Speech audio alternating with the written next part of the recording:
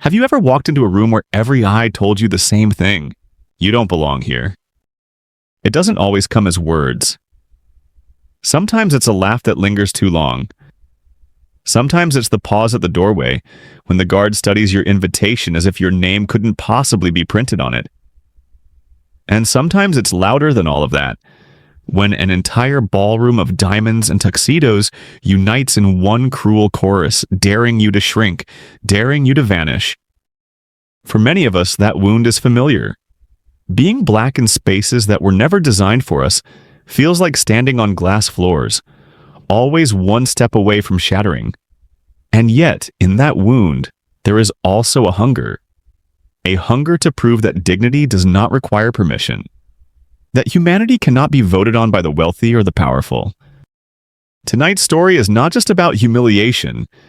It's about what happens when the tables turn in the most exquisite way imaginable.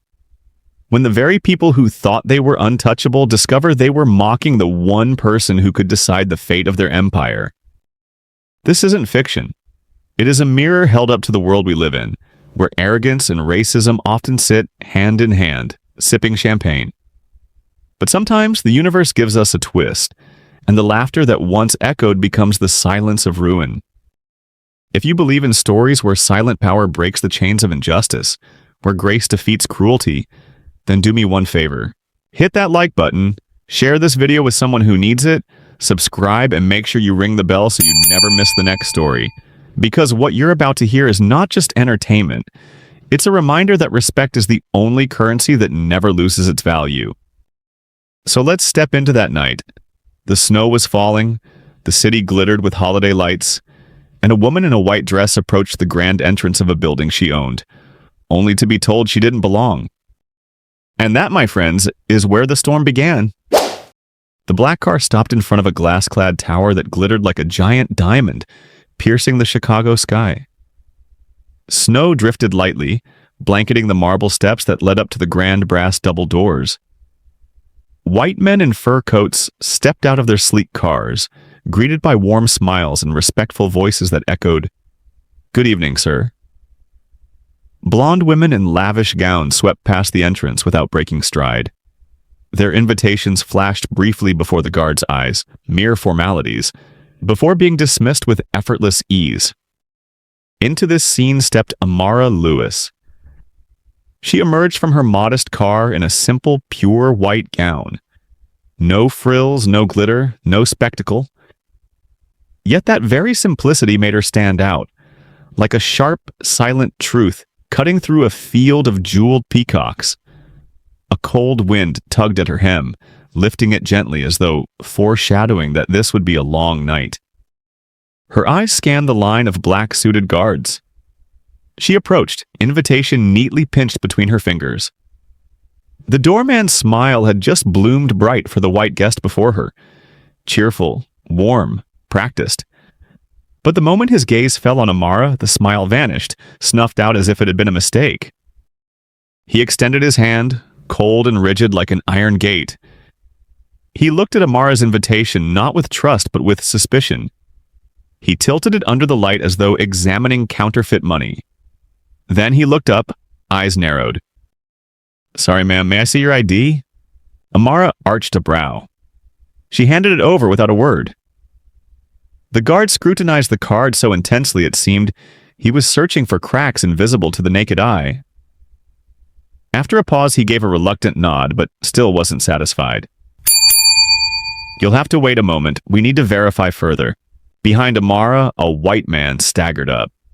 He didn't bother with an envelope, just waved a crumpled slip of paper in the air. The same guard instantly lit up, grinned wide, bowed, and swung the door open. "Welcome, sir. Please go right in." It took mere seconds, but it was enough for everyone watching to see the truth laid bare. Amara's embossed official invitation wasn't enough, yet a worthless scrap in another man's hand earned entry without question. Snowflakes settled onto Amara's white shoulders, melting into dark spots. She stood still, not angry, not pleading. In her eyes was no helplessness, only a glint of cold fire, quietly observing. The magnificent door still refused to open for her. But the audience could feel it. When it finally did, it wouldn't just be a party overturned, it would be an empire shaken. And this was only the first step of a night written in fate. The chill of the marble seeped into her bones.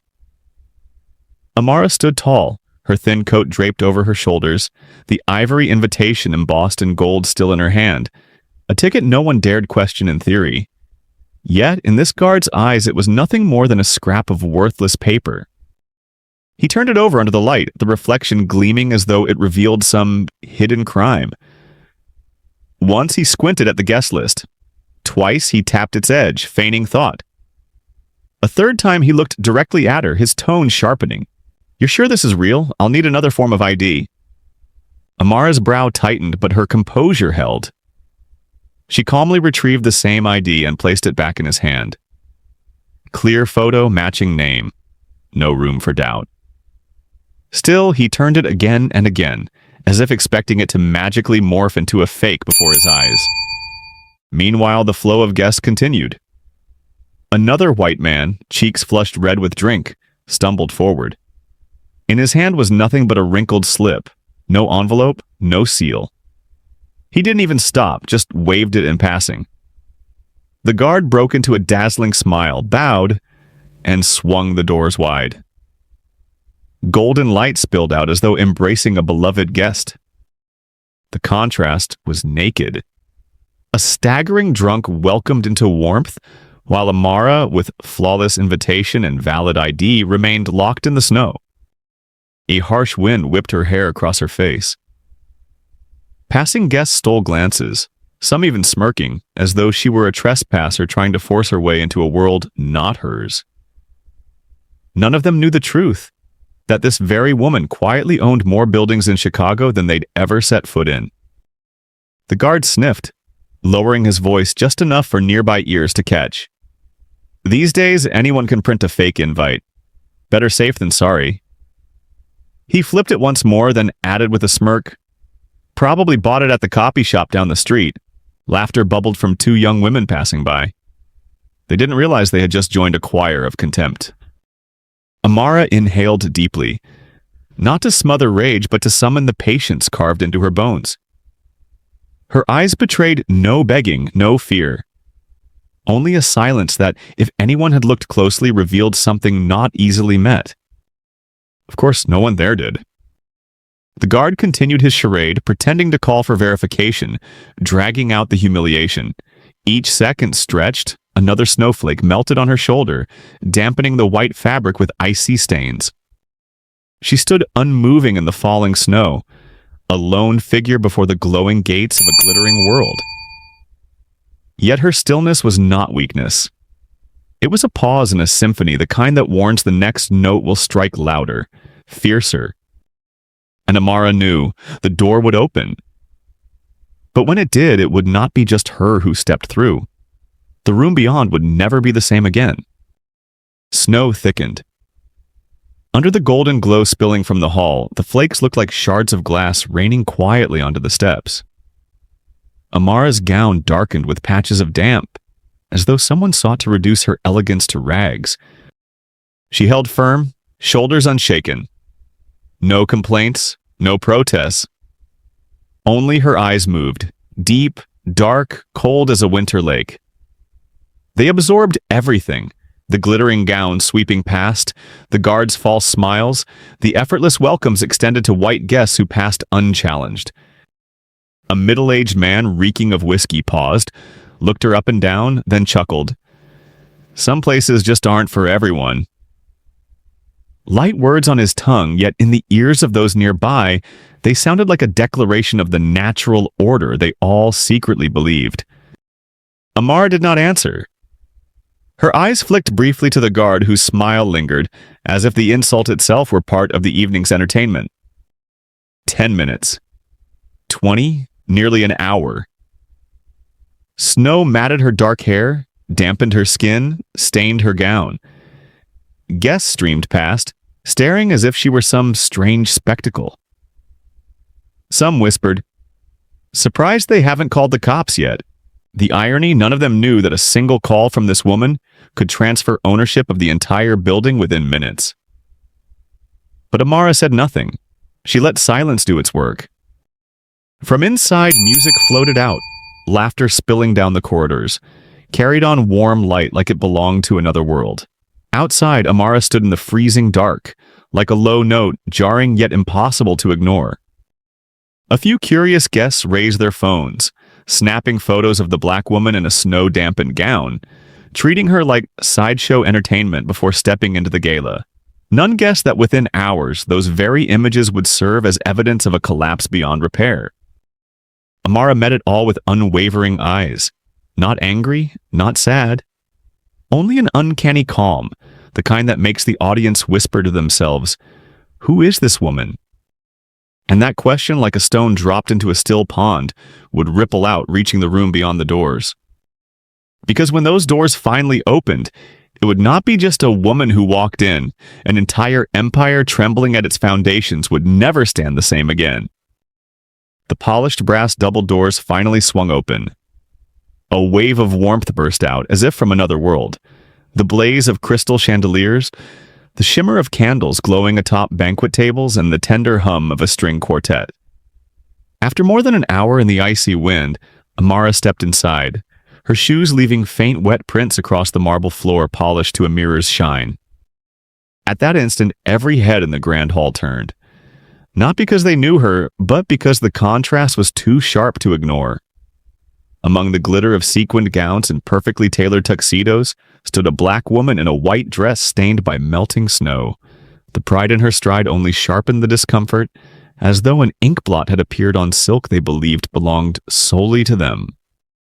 The music carried on, but the whispers had already begun. Eyes darted over Amara from head to toe, heavy with judgment and disdain. Phones lifted, not to capture the orchestra, but to record this curious sight. Amara walked slowly, each step deliberate, candlelight flickering across her calm face. Anyone who looked closely would not find awkwardness, only a quiet pride, as though she knew she had every right to walk through any door. Yet it was that very assurance that made those clinging to their privilege sneer harder. From the far end of the hall, a shrill voice sliced the air. "Oh my God, who let the help wander in through the wrong door?" The room froze for a single beat, then laughter erupted like a crashing wave. The voice belonged to none other than Vivian Halston, the hostess of the gala, notorious for her ability to shred someone's dignity with a single line. Amara stopped, lifted her chin slightly.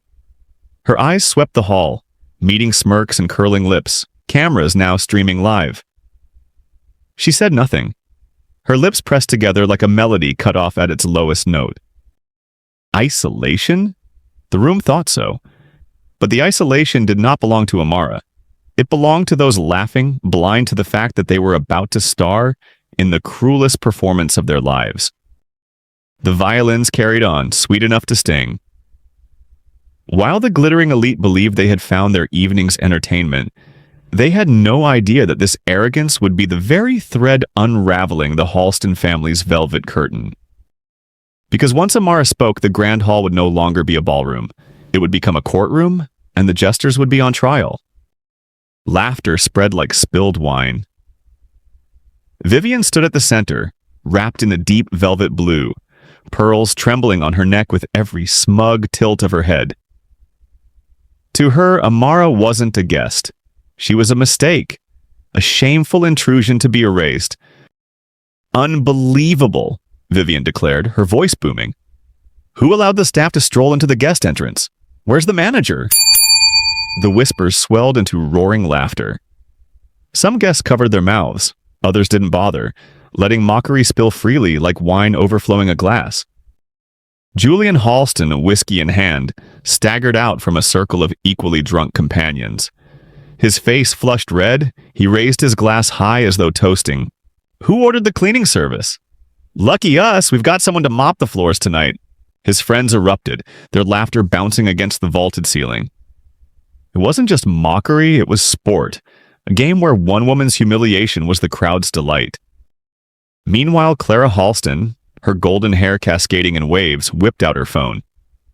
The screen glowed in her eager eyes as she began live streaming, voice chirping like a host introducing a comedy act. Ladies and gentlemen, rare footage tonight. The cleaning lady crashes the gala. Her words unleashed another round of laughter. Comments flooded Clara's screen. This is the joke of the night. Somebody hand her a broom. This is the content I needed. Other guests quickly followed, pulling out their phones, turning the ballroom into a circus of glowing screens. Amara became the centerpiece, not as an honored guest, but as an uninvited spectacle. She stopped. Her face showed no crease. Her eyes swept across the sea of cameras. In that gilded hall where everyone thought they held the right to judge, she stood not as a victim, but as someone silently allowing them to reveal themselves. Her silence unnerved some. They waited for an explanation, an outburst, a falter, something to seal their performance.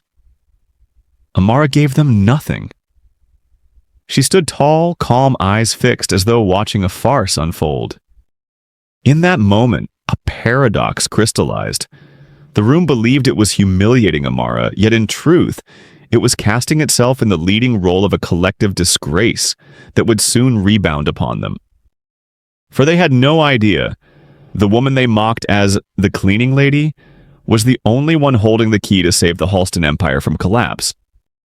The laughter dimmed, not from boredom, but from anticipation. They craved her reaction. They wanted her confusion, her protest, or at least her bowed head of submission. But Amara gave them nothing. She stood, body straight, hand smoothing down her snow-dampened dress. To many, it looked like a desperate attempt at composure. To sharper eyes, it was chillingly calm, proof she did not feel small beneath the gilded ceiling. Her gaze met a nearby cluster. They quickly looked away, but not before sneering, as though her eyes were a nuisance. A middle-aged woman muttered to her companion, "Why don't they just send her out the back door already?" The man nodded, glass raised in agreement as if to a law of nature. Amara smiled faintly. Not the smile of a beggar, nor the forced grin of someone cornered. It was a smile as thin as a blade, enough to raise goosebumps in anyone who looked too long. But the room, drunk on its own superiority, mistook it for weakness, for acceptance. That misjudgment would be their sentence. Clara's livestream carried on, syrupy voice dripping. See, she even dares to smile. Pathetic. The comments poured in. Tragic comedy. Maybe she thinks she's a princess. Emojis of clapping hands, egging the scene on. Amara never glanced at the cameras. She let them mock her, frame her as a prop in their theater. But her silence stirred unease in some. A younger guest who had laughed at first, now hushed and whispered, Who? Who is she? How is she still standing like that? The question lingered. Others still laughed, but their eyes flicked back, curiosity smoldering beneath. Like embers beneath ash, something was waiting to ignite. Amara's gaze remained steady. No resistance, only observation. She let them speak, let them laugh, let them strip themselves bare before the world. And in that silence the room failed to see. It was tightening the noose around its own neck. They thought they were in control. In truth, they were staging a play Amara had silently chosen for them, one where they would be the architects of their own downfall. Because when the laughter died, the only sound left would be the verdict none of them expected. The ballroom buzzed like a stage that had just witnessed an unexpected comedy act. The violins still played, but their melody had been reduced to background noise for muffled chuckles and hungry stares fixed on Amara, as though she were an uninvited jester. In that moment, Clara Halston broke away from the crowd. Her golden hair fell in soft waves, her face artfully made up, her lips curling into a smile so gentle it was almost tender, but only almost. In her hand gleamed a glass of deep Bordeaux, the liquid glowing under the chandeliers like molten ruby. Clara approached Amara with the grace of someone walking a runway. Her voice, sweet as honey laced with mischief, floated across the hall. "You must be thirsty. Let me offer you a drink." The words startled many guests. For an instant they wondered if kindness had finally surfaced in this pit of disdain. A few curious eyes darted toward Clara, speculating whether she was trying to prove herself different from her mother and brother. Perhaps more refined, more humane. Amara looked at her, surprise flickering in her eyes. After nearly 2 hours in the cold and enduring relentless scorn inside this hall, the invitation felt like the faintest olive branch. Not because she craved pity, but because deep down, every human wants to believe some shred of decency still lingers in a room. Clara smiled, eyes glistening, holding the glass aloft as though performing a sacred rite. Guests nearby held their breath, waiting to see if this moment might soften the air, might pause the cruelty for even a second. More phones rose, ready to capture the reconciliation. Amara slowly reached out. Her movement was measured, deliberate, as though accepting not just a drink but a chance to prove her place among those who had only sought to diminish her. For a heartbeat, time stilled. The violins whispered in the background, and the Bordeaux shimmered like liquid fire. Clara tilted her head, her sweet smile unbroken. But the light in her eyes was sharp, cold as a blade hidden beneath silk.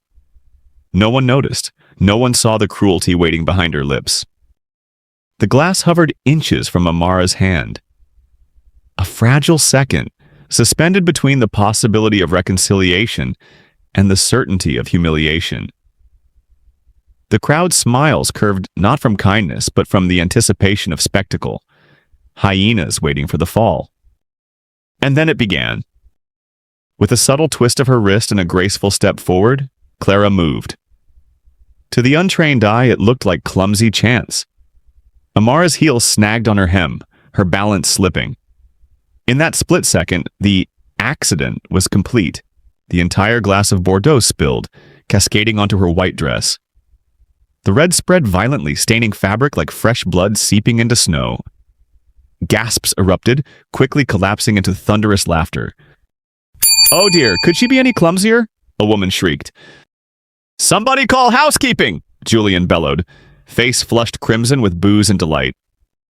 Phones shot upward, flashing their screens like a storm of cold light. Clara angled her camera close, her voice ringing out clearly on livestream. Oh, what a shame. Looks like the cleaning lady just became tonight's red carpet. The comments poured in. #ClumsyMaid. Peak content. Comedy gold of the night. Within minutes, hashtags began trending, digital jeers blending seamlessly with real-world laughter. Amara knelt on the marble, one hand pressed against the cold stone, her breath steady but slow. To the crowd, she looked broken, utterly humiliated. A few guests even clapped as though they had just witnessed a rehearsed performance staged for their amusement. Clara covered her mouth, feigning shock. "Oh my, I didn't mean to. Truly, I'm so sorry." But her glittering eyes betrayed her, glowing with triumph. Those close enough saw the corner of her lips curve in a quiet, poisonous smile. Amara rose slowly. Wine dripped from her hem, each drop striking the marble with the tick-tock rhythm of a clock counting down. The room still echoed with laughter, certain the game was over, that the woman would bow her head and retreat. But then Amara lifted her face. No anger, no humiliation. Only a look, cold, quiet, and piercing enough to send an involuntary shiver through anyone who met it. The room did not understand that in the moment they believed they had crushed her, they had only suspended a sentence above their own heads. Because once silence found its voice, their laughter would become the Halstons' weeping. The ballroom rang with distorted laughter, a chorus out of tune. And then, a pause. Amid the noise, a sliver of silence grew. Amara remained still, dress ruined, the red stain spreading like an open wound. The liquid trickled in thin lines, each drop hitting the floor with a sound too quiet, too chilling. She placed her hand firmly on the marble and pushed upward, every movement unhurried, deliberate. As she rose, the air thickened, as if the walls themselves held their breath. The laughter stuttered, no longer rolling but breaking into awkward bursts. The stain across her dress looked to them like shame. But in Amara's gaze it resembled armor. And the strangest part was this. Her silence was what unsettled them most. A guest murmured, Why isn't she leaving? Another whispered, "Her eyes, they look strange." Yet most pressed louder laughter against their unease, desperate to drown the creeping dread. Clara kept smiling, but the hand holding her phone trembled. She couldn't understand why this woman remained so calm. Julian laughed with his head thrown back, but faltered when Amara's eyes locked onto his. Her gaze was glacial, wordless, yet heavier than a verdict. Amara brushed at her dress, a simple gesture as though she were dusting off dirt instead of scrubbing a stain. That small movement drained the air of its mockery. The orchestra played on, but their song sounded distant, hollow, as though it no longer belonged in the same room. The phones still recorded, live stream still ran. Yet those watching began to see something shift. They no longer saw a clumsy maid. They saw a woman standing, drenched in wine, but burning with a light no humiliation could dim. The crowd did not yet know it, but her silence was the storm forming. It didn't need to roar, it only needed to stand, to let them laugh until they realized the joke was theirs. And when Amara finally spoke, that silence would cut sharper than any blade, severing the night in two, leaving the Halstons with nothing but ruin. The laughter in the hall had faded somewhat, but it still buzzed faintly like a hive rattled open. Above, the chandelier sparkled with an almost cruel brilliance, casting its glittering light across the marble floor, a portrait of false luxury. The orchestra continued to play, but the melody served only to mask the chill thickening in the air. Amara walked slowly along the row of crimson velvet chairs lining the wall. Her shoes left a trail of damp prints, the hem of her gown soaked in Bordeaux wine, smearing the floor with streaks of red like the remnants of a silent battle. She searched for a chair, not from weariness, but because her legs ached and burned after hours of standing in the snow. Guests turned to watch her, their eyes a mixture of curiosity and ridicule. A few covered their mouths and whispered, "Is she really going to sit down?" To them, Amara reaching for a chair wasn't a simple act. It was audacity. It was trespassing into an invisible boundary where only privilege had the right to rest. Her hand brushed the back of the velvet chair, the chandelier's light catching her steady eyes. The contrast was stark. A woman dismissed and ridiculed, her gown marked with stains of red, preparing to sit among those who believed seats themselves belonged to bloodlines of power. But before she could lower herself, a figure blocked her path. Vivian Halston. Tall, her silver hair lacquered into rigid curls, her crimson lips stretched into a forced smile, though her eyes gleamed with contempt. She leaned forward, her diamond-studded hand gripping the chair like a claim of ownership. "This seat is not for someone like you," Vivian said, her voice calm, yet loud enough to ripple across the nearest circle of guests. The room stirred instantly. A breeze of whispers swept through, sharp laughter pricking the silence like pins against skin. A few guests let their chuckles escape openly, the sound bouncing beneath the chandelier's glare, turning the ballroom into a coliseum. Amara withdrew her hand, but did not step back. Her gaze locked on Vivian, neither anger nor defeat, only a silence that made the surrounding laughter falter, awkward and uneven. Yet rather than retreat, the crowd pressed tighter, mistaking her quiet for a target, a canvas to hurl sharper jeers. A man from behind sneered, "If she wants a seat, perhaps the kitchen has plenty." Julian burst into booming laughter, raising his glass in mock salute. Clara tilted her phone, catching it all for her live stream. Amara stood still, framed in crystal light, her silence solid as stone. She did not need to speak. Already her silence was unsettling the rhythm of the evening. And none of them yet realized that the chairs they clung to so desperately would soon feel less like thrones and more like the witness stand of their own trial. Vivian held her stance, slim in her fitted velvet gown, her jeweled hand gripping the chair as though guarding treasure. She leaned closer to Amara, her voice steady, echoing for all to hear. "This chair is not for someone like you." The words weren't just denial, they were performance. An attempt to turn Amara into the evening's centerpiece of mockery. Small laughs erupted, high and sharp, like birds circling a wounded prey. Amara didn't flinch. Her silence, instead of weakening, seemed to provoke Vivian further.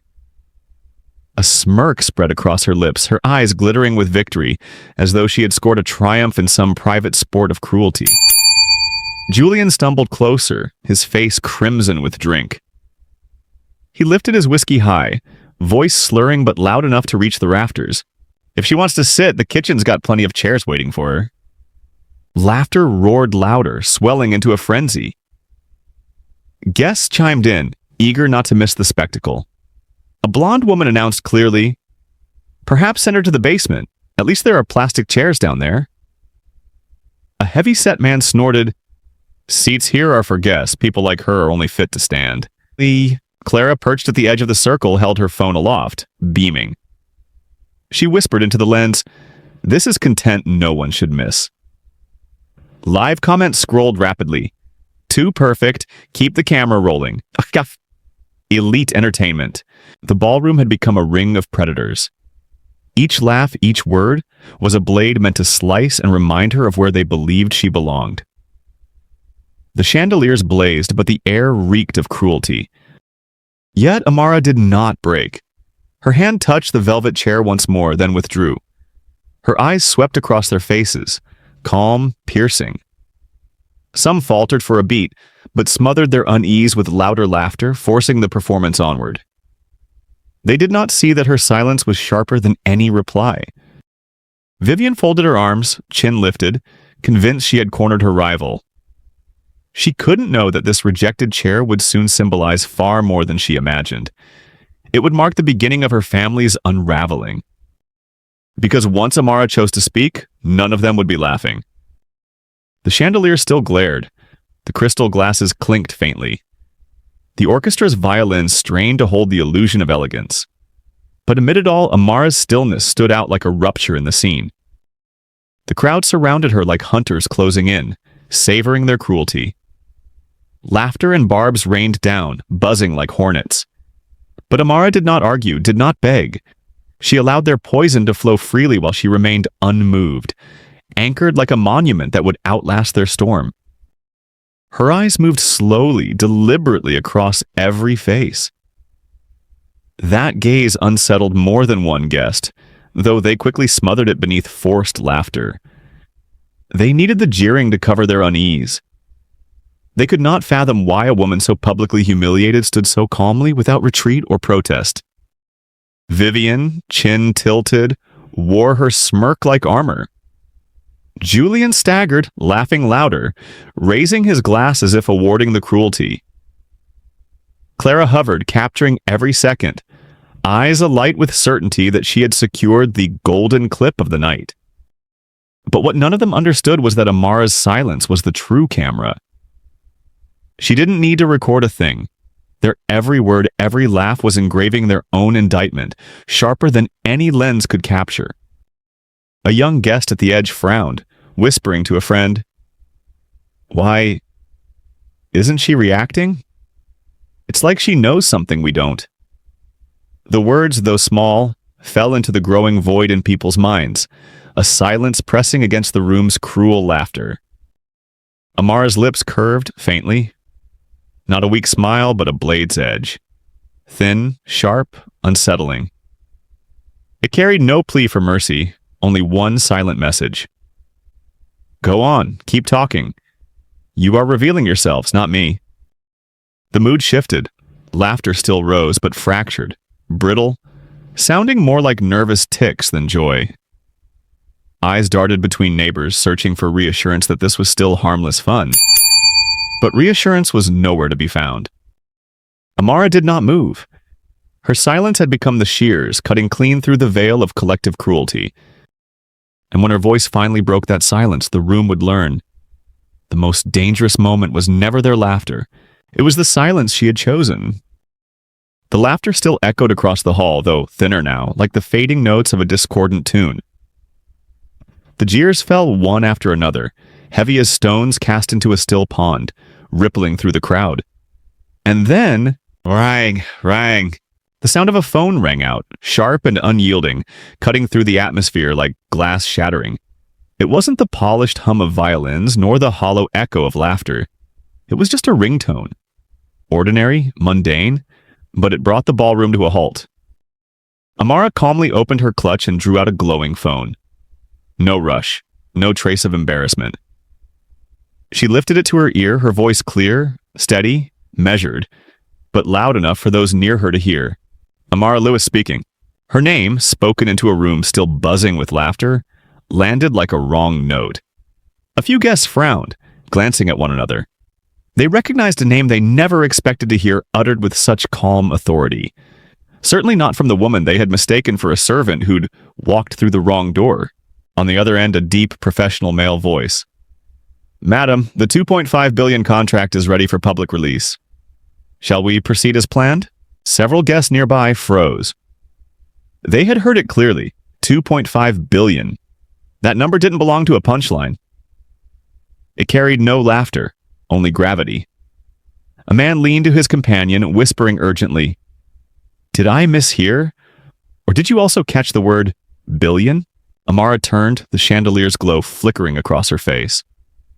Her eyes shimmered with something no one in the room dared name. She spoke again, her tone deliberate, composed. Don't announce it, cancel everything. The words struck the air like a hammer against a wall. A peculiar silence rippled in, like an orchestra stumbling off its rhythm. Laughter snuffed out in pockets around the room. Clara, still live streaming, accidentally let her audience hear every word. The scrolling comments shifted instantly, smiley faces vanishing, replaced by row after row of question marks. Julian hadn't caught on yet. He barked a laugh, trying to patch the fracture in the room. Cancel what? She probably canceled her cleaning gig. He punctuated it with a clink of his glass. But the laughter that followed was scattered, limp, unconvincing. Vivian stood motionless, her smile trembling ever so slightly. No matter how much contempt she tried to summon, the word billion was a blade slammed onto the table, cleaving through the evening script. Amara slipped her phone back into her clutch, a faint smile touching her lips. Not for them, but as though meant only for herself. Because from that moment forward, the room's laughter would never sound the same. And they had no idea the real earthquake had only just begun. The orchestra still played, but now the violins sounded distant, like background music desperately covering the wrong tempo. Amara lifted the phone again, the lawyer's voice echoing crisply through the hall. Madam, the entire $2.5 billion agreement is finalized. All parties are ready to announce tonight. Do you wish us to proceed? The words carried, sharp enough for nearby guests to hear. Eyes widened, like they'd just overheard a classified command from the upper floors of power. The laughter fractured further, some smiles frozen mid-curve, lips curled but eyes drifting away. Amara raised her chin, her voice low, cold, decisive. Cancel it, all of it. The statement dropped like a slab of ice.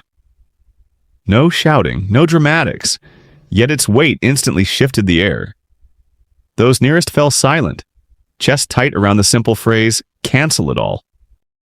A man in a tuxedo who had laughed the loudest earlier swallowed hard.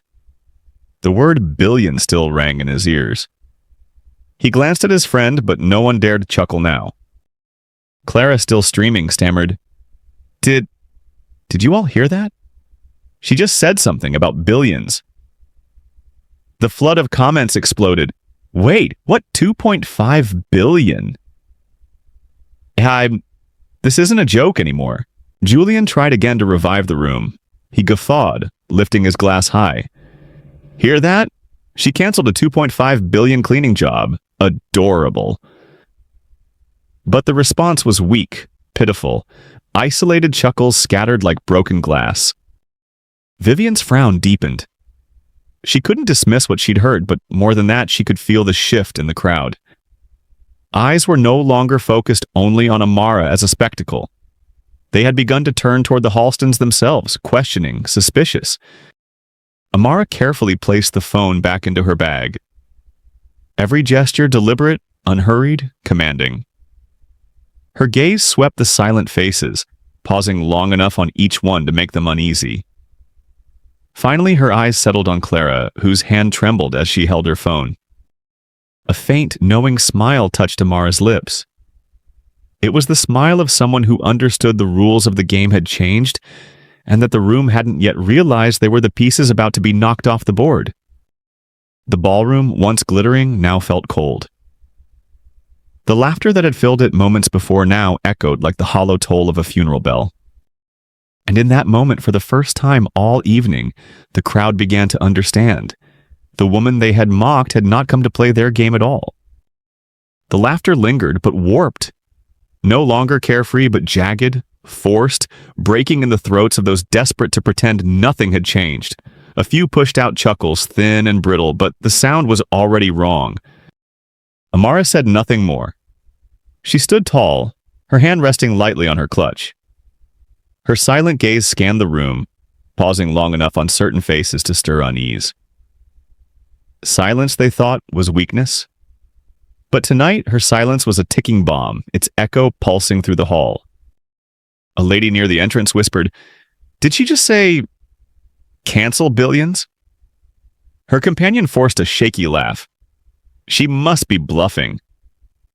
But the words carried no conviction. Their eyes still tracked Amara, waiting, half in fear, half in anticipation. Clara kept streaming, but her hand shook, the camera trembling. Her chat was no longer mocking but frantic, flooded with arguments and disbelief. Who is she? I swear I heard billions. The digital confusion seeped into the hall, like a shadow stretching over the party. Julian pressed on with his role as ringmaster, but when Amara's eyes met his grin cracked, collapsing into a cough. He turned away, pretending to toast, his hand trembling so hard the drink sloshed over the rim.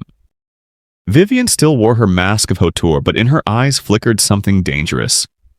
Uncertainty. She no longer knew whether to strike again or to retreat. Amara remained where she was, gown stained with crimson wine, her eyes burning beneath the chandelier. She didn't need to reclaim the room with noise. Her silence alone was enough to turn the ballroom into a courtroom. The air thickened, heavy, suffocating, until even the violins sounded distant and frail. For the first time, the crowd's gaze didn't just linger on Amara, they clung to her, sensing beneath her stillness a storm ready to break. And when it did, it would not merely silence their laughter, it would bury the Halstons beneath its ruin. The air in the ballroom had grown so heavy it felt like it could be carved into pieces. The laughter had all but vanished, replaced by a suffocating silence, like the sky holding its breath before a lightning strike. Every eye was still locked on Amara, the woman standing there in a gown stained with red wine, calm to the point of coldness. Then, in that taut anticipation, Amara reached into her clutch. The movement was so slight, so unassuming, yet it froze the room in place. The violins faltered a beat. A few guests tilted their heads as though bracing for a scene no one had rehearsed. From her bag, Amara drew out a black, metallic business card. The chandelier's light caught on its surface, and the platinum lettering glowed sharp and clear. Amara Lewis, CEO, Orion Global. For a single instant, the room collapsed into absolute silence. A silence so dense one could hear the quick, uneven breaths of the guests standing closest. Edward Halston, still holding a glass of wine, stared at the words as if they were a sentence carved in stone. His face drained of color. The blood seemed to sink straight into his feet. The crystal slipped from his trembling fingers and crashed onto the marble floor. Shatter! The explosion of glass rang through the hall like a gunshot. Shards scattered in every direction, the sound echoing like a verdict delivered upon the Halston family itself. The crowd was paralyzed. They had heard of Orion Global, its name thundered across trading floors and gleamed atop towers of glass. But none of them had imagined the elusive CEO would appear here, disguised as a misplaced guest. The truth suffocated them. The woman they had ridiculed was the very one with the power to move billions, to dictate the fate of industries and thousands of jobs. Claire's livestream froze for a heartbeat.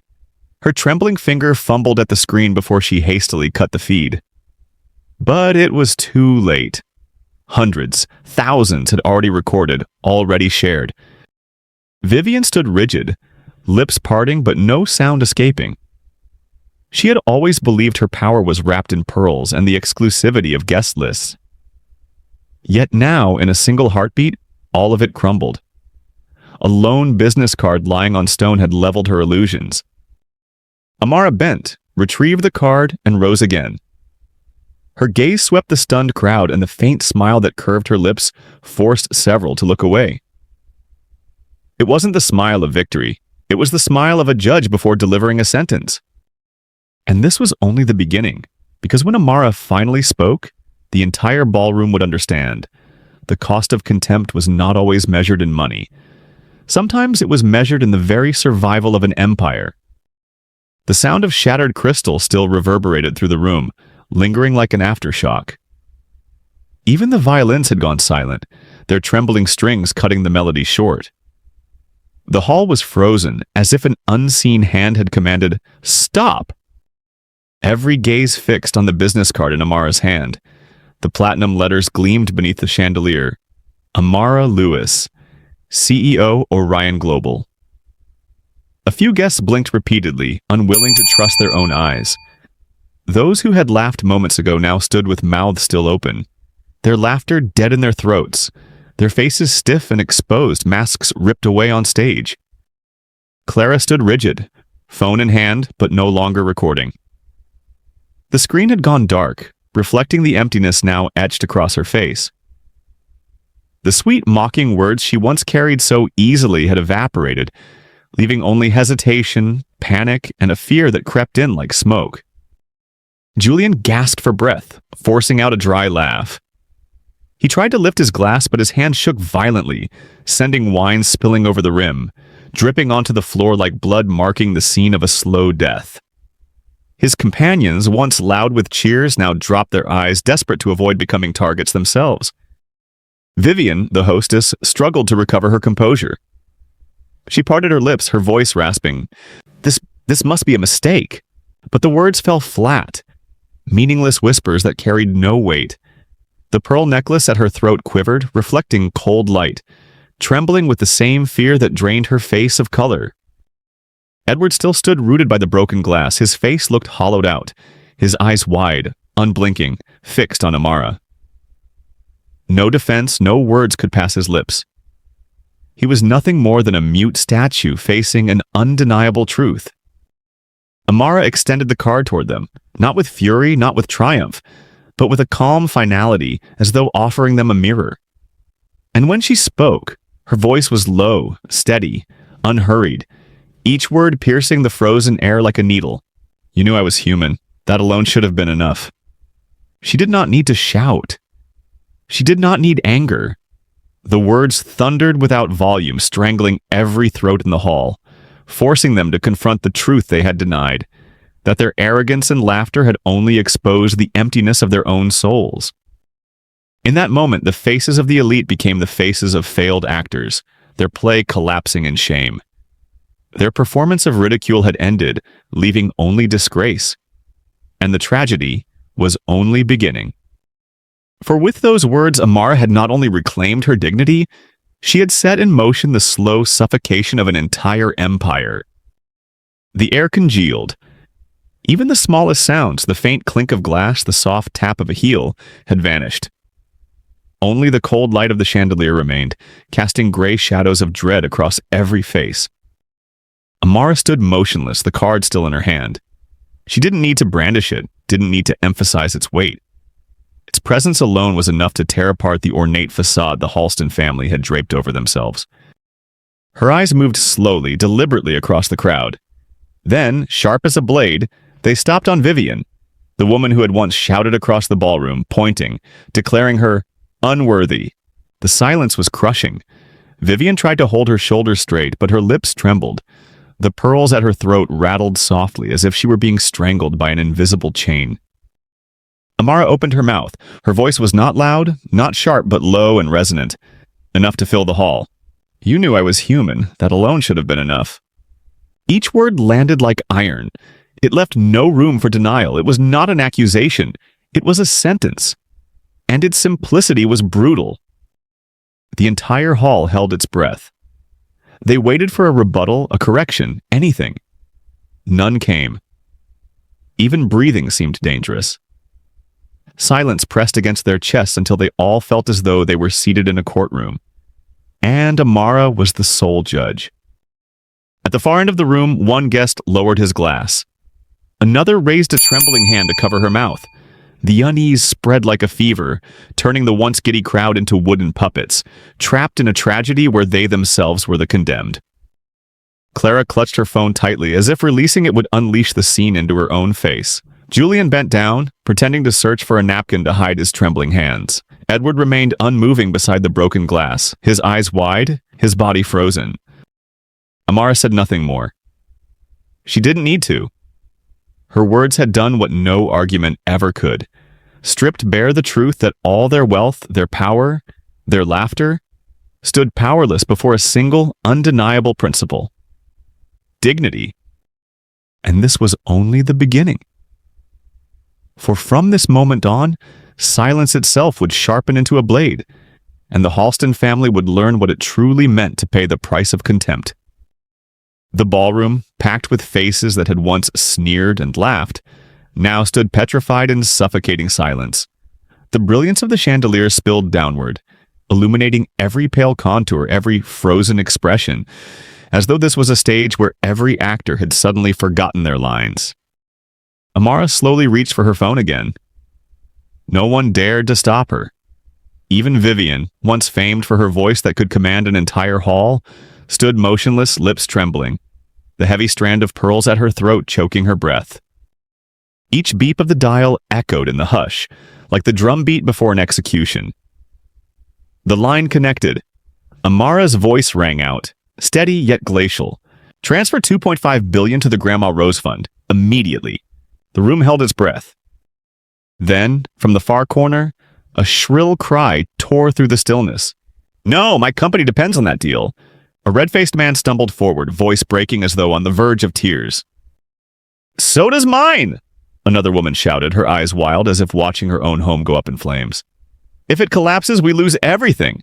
The dam broke. Voices erupted all at once. People shouted, begged, raged.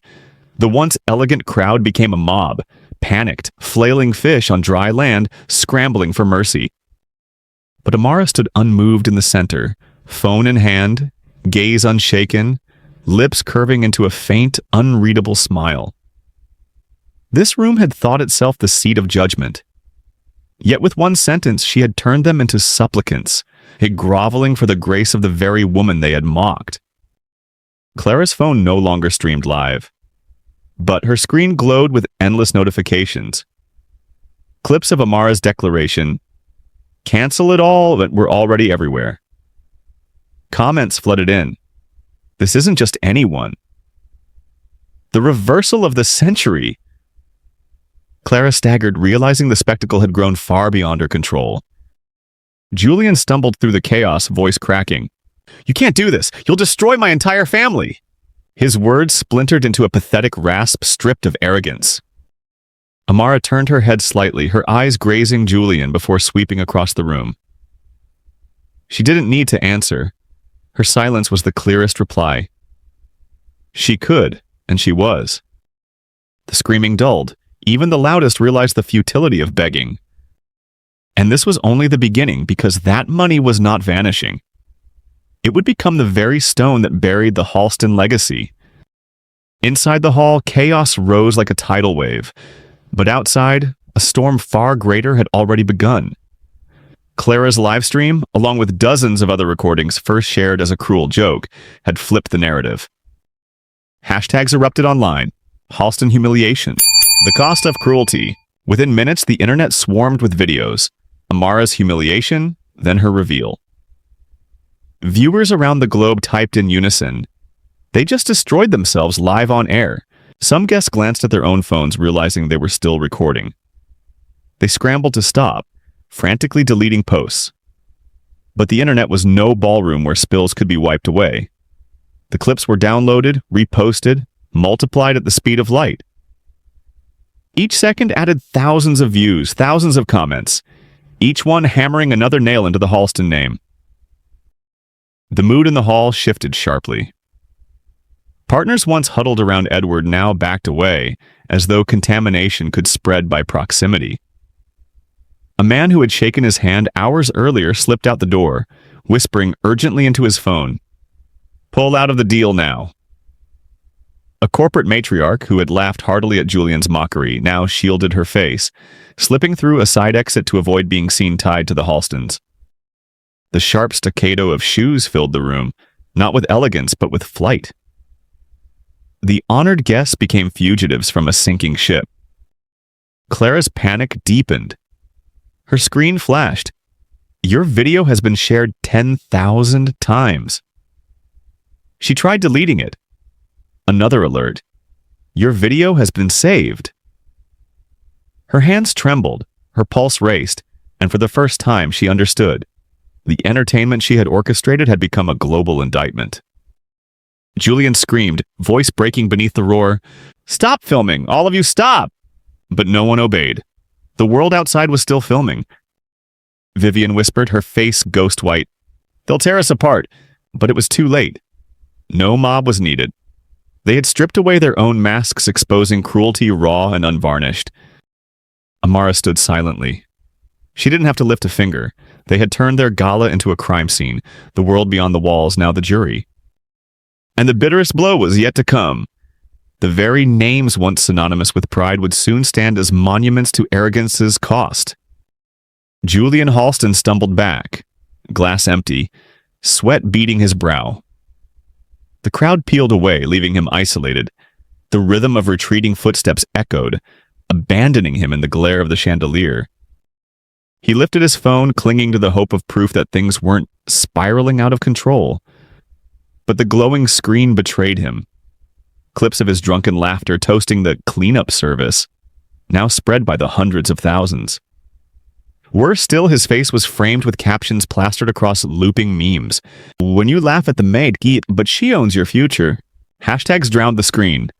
Julian the jester, Halston humiliation, the cost of cruelty. Julian stared at his own smirking face. His sneer, his contempt, his smug delight, now weaponized, magnified, made into a global punchline.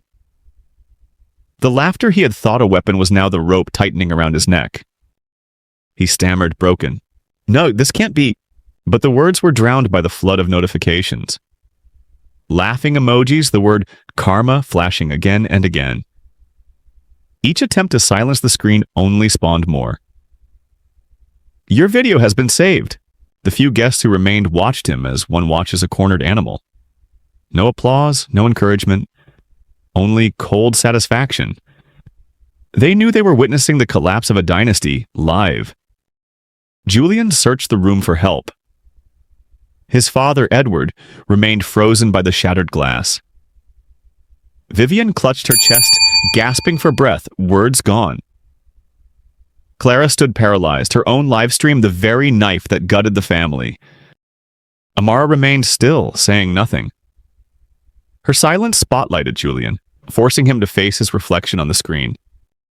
From the corner, the violin faltered into dissonance, its player trembling with the rest. No one dared speak, for they all knew. The deepest humiliation needed no scream. It came when a man was left to see himself in the full glare of truth. Julian's hand dropped, the phone dangling loosely. His eyes went vacant. For the first time in his life, he understood. Some stains could never be cleaned by money, never erased by inheritance. And when Amara finally spoke again, the shame would no longer belong to Julian alone. It would brand the entire Halston name. A year passed. The city still burned with light. Glass towers still reached skyward, and orchestras at glittering banquets still played as if that night of disgrace had never happened. But for the Halstons, the world had turned the page. On a crowded morning train, Edward Halston sat hunched among strangers. His once immaculate suits had become rumpled, his tie crooked, eyes hollow from sleepless nights. He clutched a cheap leather briefcase, not billion-dollar contracts inside, only files for a rental building in the suburbs. Every shudder of the train felt like another drop into the abyss. Once hailed as a real estate titan, always seated in the front row of galas, he was now a worn-out employee riding 2 hours to work. A man who once believed the world revolved around him had vanished into the crowd, invisible as dust. At the same hour, Vivian Halston stood in a small boutique, not the queen of auctions and charity balls anymore. She folded sweaters carefully onto a shelf. The diamond-ringed fingers of the past were now roughened from repetitive labor. A group of young women entered, one smirking. "Doesn't she look familiar? Isn't that the woman who used to run the Halston Fund?" Vivian lowered her face, forced a weak smile, and kept folding, as if she had never known the spotlight of cameras and chandeliers. Across town, in a bustling cafe, Clara Halston wore a barista uniform, her once polished blonde curls hidden under a hairnet. She slid cappuccinos across the counter, forcing cheer. "Here you go." But eyes lingered on her face, remembered from a viral video. The mocking comments still rang in her ears. "The cruel princess is now serving coffee." Clara smiled, but behind the counter her clenched hands turned white. And in a gleaming new skyscraper branded boldly with the Grandma Rose Fund, the very charity born from Amara's contract cancellation, Julian Halston pushed a mop across the marble floor. Hands that once lifted whiskey glasses now gripped wet rags, scrubbing away stains that seemed to mock him. The same laughter he once bellowed now played on co-workers' phones, looping the viral clip where he toasted the cleaning service. Julian bowed his head, ashamed, fully aware he was cleaning floors in a building funded by the ashes of his own family empire. A year ago, they had been symbols of power and grandeur. Now they lived fragmented, ordinary lives, shards of a shattered mirror reflecting arrogance ground to dust. Yet this was not the end. The seed Amara planted that night had not finished bearing fruit. There was still one final sentence awaiting the Halston name. A year after the gala, Halston no longer meant real estate, philanthropy, or society's elite. It had become a cold phrase, the most expensive price of racism. Millions of shares, millions of comments, all circling one truth. The cruelty they displayed had become their life sentence. On television, a national news anchor smirked, "Some deals are worth billions. Some words cost you everything." The screen flashed the clip of Vivian screaming at Amara, "You're not the kind of person who belongs here." The studio audience erupted in bitter laughter, clapping not in admiration but in warning. Photos of Edward slumped on the subway went viral, captioned, "Once an empire, now just a lost man." A shaky video of Vivian folding sweaters spread quickly, the caption cutting deep. "The former queen of charity, bowing in a store."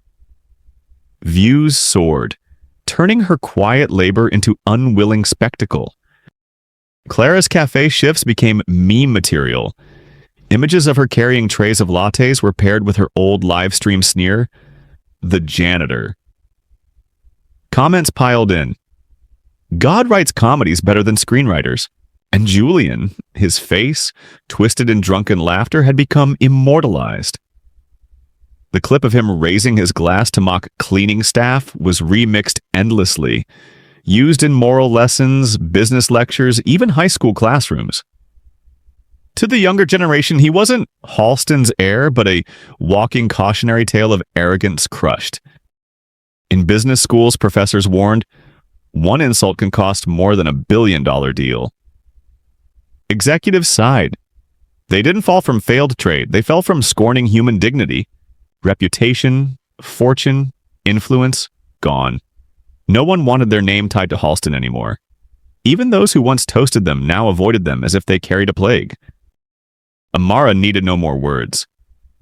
The world had spoken for her, transforming the Halstons into proof that arrogance and racism don't merely diminish others. They consume the one who wields them. But the final judgment had not yet been delivered. And when it came, the Halstons would understand. Losing honor and fortune had been only the prologue. That night, the city still glittered like a crown of steel. But inside the penthouse once hailed as the Halstons' pride, the lights meant nothing. Faces hollow, chairs empty, silence heavy as stone. Amara rose. Her once pristine white gown still bore the Bordeaux stains. Wine Clara had raised to humiliate her, now turned into evidence of collective suicide. Each of Amara's steps on the cold marble echoed like a judge's gavel. No one stopped her. No pleas, no excuses, no tears. Edward bowed his head, fists clenched to blue. Vivian sat still, eyes glassy like cracked porcelain. Clara shrank into the corner, her phone's glow casting her broken reflection. Julian avoided every gaze, trembling like a man stripped bare before the world. Amara did not need to speak. The room itself had become a mirror reflecting the raw truth. No tragedy stings deeper than arrogance set ablaze by its own hand. Her hand touched the glass door, pushing it open to a private stairwell. Cold wind rushed in, carrying the scent of spilled wine and failure. The city below throbbed with life, indifferent to the silence above. And that was the sharpest cruelty of all. An empire once thought untouchable now vanished without anyone looking back. Amara walked away, her figure shrinking under golden light.